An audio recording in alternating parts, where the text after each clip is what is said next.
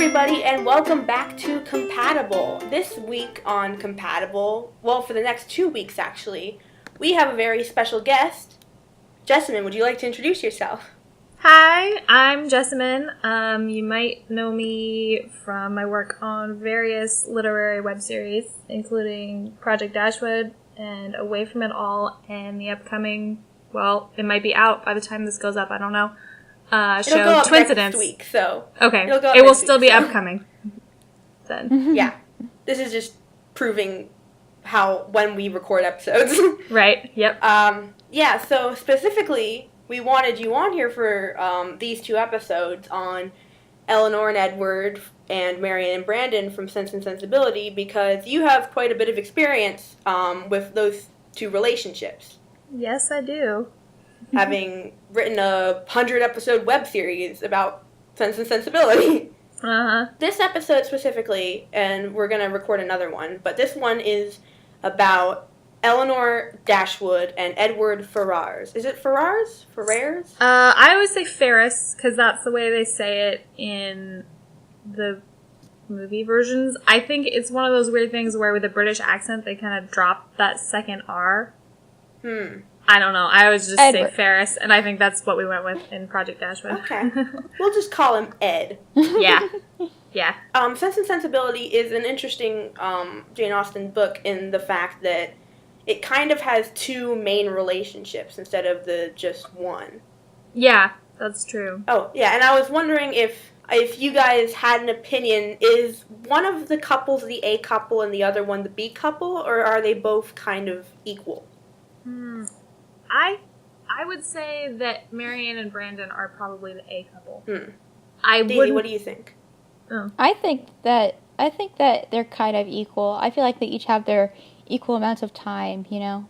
I think one of the things that's always weird to me, and it's a little different usually in adaptations, but if you actually read the book of Sense and Sensibility, Edward is hardly there, which is kind of weird. Like, we kind of just have to take it on faith that him and Elinor are in love because we hardly actually get to see them together. Yeah, that's true. Which is interesting, especially, like, I think it's the 90s Emma Thompson version that skips the part in the middle where he comes to visit, so in that one he's just, like, really hardly there. That's, like, the whole thing. That's, like, a really important part because or else they just, like, don't see each other from, like, the beginning to the end. Yeah, it's one of the few problems with that adaptation, I think. So the interesting thing about Elinor and Edward in my, like, I guess there's a lot of interesting things about them. I'm saying interesting a lot. But one thing that I think is different about Elinor and Edward is how guarded emotionally they both are. Where the whole Elinor thing is that, like, the whole novel she's kind of, like, must not conceal, don't feel, don't let it show. Indeed. Are Elsa and Anna Elinor and Marianne? Holy cow. I don't know. I haven't seen Frozen. It would be. I think they might be.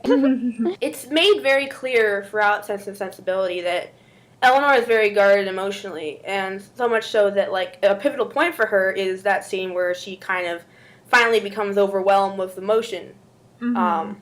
Which is just when Edward, a wonderful scene. Yeah, so and good. She's kind of like, ugh! Everything is, like, crashing down at once. I don't know how to feel, and she just kind of, like, runs out of the room. It's so great. Yeah. But, I think in Edward's case, it's also interesting how emotionally guarded he is, because, first of all, he's keeping a secret. Yeah, I was gonna say, it's hard to know how much of that is, like, his natural personality and how much of it is because of having a secret. Yeah. And one of the things I was thinking about preparing for this episode is trying to figure out why Edward and Lucy ever had a connection. Yeah. I don't think they did. That's always an interesting one. I think they were really young, for one thing. Yeah, they were both, like, kind of young and doing whatever they felt like. It felt like a thing they did to piss off their parents. That's true. Yeah, possibly. Although, then why keep it secret? Yeah.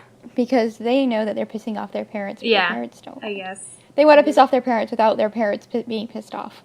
Yeah. And I have complex feelings on Elinor and Edward, because on one hand I think they're really cute together. Mm-hmm. I think that they, like, fit each other very well, and they're one of the Austen couples where, like, they clearly like each other from the get-go. Yeah. Unlike Darcy and Lizzie, who we talked about last time, who hate each other from the get-go. Right, yeah. Or like Marianne and Brandon, where one likes the other, but the other doesn't like the first. Yeah, there's no, like, slow burn with Edward and Elinor or anything. Like, as soon as they start interacting, you know. But with Elinor, if they did have a slow burn, it would never burn. Because she'd be like, nothing is going on. I feel nothing. She wouldn't... She needs that sort of quick, passionate connection. Otherwise, she would be so discouraged to do anything. One thing that's always confused me about Edward specifically is why when his family finds out about his engagement to Lucy, why he doesn't want to break it off. I think it's, like, the really honorable thing to do. I think he thinks the right thing to do is to honor the commitment. I guess, but... I think it's a bit of a cultural thing that, like, it's hard to translate into modern day, honestly. Yeah. Speaking about what you did, how did you translate that? Oh, how did we translate that? I think it was just that he had kind of meant to break things off, but they just hadn't really had a chance to talk. I think when he comes to visit in the middle, gosh, it's been so long, I can't even remember exactly what we did. He's gonna go see Lucy, and then he doesn't for some reason. Like, he wants to do it in person, I think is part of it. He's like, I shouldn't do this, long distance. I should do it in person. And then he kind of keeps chickening out. I mean, I guess... It's not his best move. Yeah, no. It's definitely something that makes me look down on Edward a little bit in all adaptations of it. And especially in the book, to me, it seems like his family is going to disown him if he doesn't break up with Lucy. That seems like the perfect excuse to break up with her. Yep. I guess he doesn't... I don't think he really cares that much about his family or being disowned. I think he's like, well, sticking by my commitment is way more important than that. And, like, I don't think he cares that much of his family, like, hates him because he already doesn't really like them. His family's kind of terrible. Mm-hmm. Yeah, I mean, like... Which I guess is one thing that's kind of endearing about him is that he doesn't... Oh, hi, doggy. Care that much about, like, wealth or status or looking good in his family's eyes as much as, like, doing the right thing for people he actually cares about or cared about. In the case of Lucy, I don't think he really loves her or anything by the time of the book, but, which I guess is an interesting contrast, actually, to Willoughby, who ends up marrying just for money, and... Yeah, like, and Lucy, too. Yeah, I guess that's true. That, like, their priorities are like, well, about this other commitment, or, about actual love. I want to be rich. Now, I went into the Sense and Sensibility tag on Tumblr to do some, like, gift collection for talking about this ship. And I noticed there are quite a few people who ship Elinor and Colonel Brandon instead. Yeah, they sure do. We got that a lot with Project Dashwood, and I was always like, no, guys, it's a bro TP. They're really good friends, and they're like, well, they're the only sensible characters in the book. Like, I just feel like they have this, like, good friendship relationship where they're, like, trying to protect everyone around them. That's like if, like, Jane Bennett dated Jane Bennett. Yeah, like, I see, like, they definitely have a good connection, so I see why people want to turn it into something romantic, but I just think it's great as a friendship. And, like, they're so in love with other people. Like, I don't know, I don't see it romantically. But yeah, no, Project Dashwood people definitely got that. And, like, those two actors did really well together on screen and stuff. They had a really good friendship, but people were like, no, let's ship it. And I was like, no, it's not. I guess for one thing, there's points in the book or in almost any adaptation where you actually see those two characters together more than, say, Marianne and Brandon. Like, Marianne's off here, dying of an illness, and Elinor and Brandon are hanging out to take care of her. So, like, we actually see them interact a lot more than the actual couples. Mm-hmm. Which is kind of interesting. But yeah, I don't ship them romantically. Yeah, I think that's not that's not a ship that would work out. I think that they're too similar. Yeah. They would be all sense and no sensibility. Yeah. Well, wait. I've always been confused. Is the sense in the title referring to like having common sense or like sensual stuff? If you ask me, and if you ask Wikipedia, the sense means there's a train. The sense means Elinor, and the sensibility means Marianne. Yeah, that's what I've always thought. I don't know. I've never really thought about it until now. They don't understand. And they you hear, if you read kind of commentary on the story, you get people who are like, well, Elinor doesn't really, Elinor just stays sensible the whole time. Does she really have an arc? And I think that I think that they both, Marianne gets more sense and Elinor gets more sensibility. They both kind of become more balanced by the end. Yeah, and I think that definitely that scene at the end where she runs out of the room is a big signifier of that. Yeah, exactly. It's like Elinor at the beginning of the book would not have done that. Yeah. Yeah, yeah. Do you think that the relationship between Elinor and Edward would have been different if Edward had already broken up with Lucy by the time the book started? Well, it obviously would be different. I don't know if it'd be better. Do you think that they needed to be tried? It seemed too fairy tale without, some conflict. Too easy. I mean, yeah, it wouldn't be much of a story.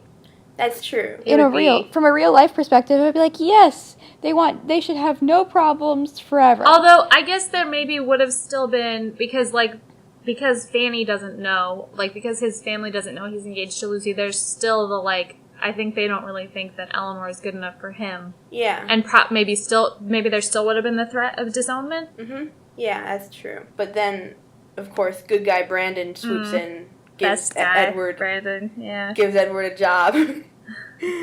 But Edward and Elinor, there's just, it's kind of weird because there's not a lot of them actually on the page. You kind of have to... Yeah. A lot of it is inferred rather than actually shown. But also, a lot of their love affair is inferred because there's never, when they first meet, there's no huge, I love you so much. It's more like, wow, we really get along in each other's company, and I guess we're in love now, Yeah. Yeah. And that's just very, very cute, and I feel a lot of things about that. Mm-hmm. Yeah, it's a very, good, friendship sort of connection as opposed to, I guess, there you go, contrast again to Marianne's, wild, passionate thing with Willoughby. It's just, really, steady and sweet. Yeah. Now, Daisy, in our last episode on Elizabeth and Darcy, you said that you weren't sure that Elizabeth and Darcy would make it as a couple. Yeah. Do you think Elinor and Edward will? I think they would. Just because they seem to have, sense. Yes. Mm-hmm. Yeah, they both seem really mature and stuff. They're the kind of people who would go to couples counseling if they needed to, Yeah, and I think by now, they've learned their lessons about, not communicating about stuff. And, I feel like they've probably learned enough in this early part of their relationship to be, pretty smart going forward. And they'd be so good at compromising. Yeah. Holy heck. They'd be so good at it. Yeah. Yeah. This is love. This is love right here. But also, May-December relationships are love as well. But this is, lifetime. So, Daisy, on our scale of Austen ships, where do you rank Elinor and Edward? Elinor and Edward. Are they above or below Darcy for you? Darcy and Lizzie for you? I have to say that they are below Darcy. But below Dizzy. Just because they don't have... It's just so perfect. It's so, there's not horrible, they start out in love. Mm-hmm. So, narratively, I feel like... There's not much going up from there. Yeah. Yeah, that's true. And that's why... Because when you think of a ship, you have to think of the story that you're told of the ship. Mm-hmm. So, that's the only reason why they're below Dizzy. But, if I met them in real life, I'd be like, wow, you guys are so in love. Yeah. That is real. What about you? For me, I don't know. I am always a fan of, ships that are just cute together and don't necessarily have a ton of drama. Yeah, so I think I'd put them slightly above Darcy and Lizzie for me, but not a ton. Jessamyn, what about you? They're definitely above Darcy and Lizzie for me. I'm a little bit of an unpopular opinion. Pride and Prejudice is overrated. Mm-hmm. I like Darcy and Lizzie, but I don't know. I think I'm a sucker for, like, ships where the people are really, like, mature and communicate and they're gonna last. And, like, yeah. Elinor and Edward are, like, the Ben and Leslie of Austen ships. That's a great comparison, in my opinion. So, yeah. Does that make Marianne and Brandon April and Andy? Oh, I don't know, I mean, but the age difference is yeah, there a little it kind of is a little bit. There's a little bit of. Does that make Darcy? Does that make Darcy and Lizzie, Ron and Tammy? No, because Tammy's the worst. We should do a Parks and Rec. We should do a Parks and Rec series, Daisy. Or at least. Oh, you episode. definitely should. There's some good ships there. Yeah, definitely. Oh, you could do a whole episode on Ben and Leslie. Mm-hmm. And April and Andy. Oh man, those are just such good ships. So good. Oh yeah. Okay.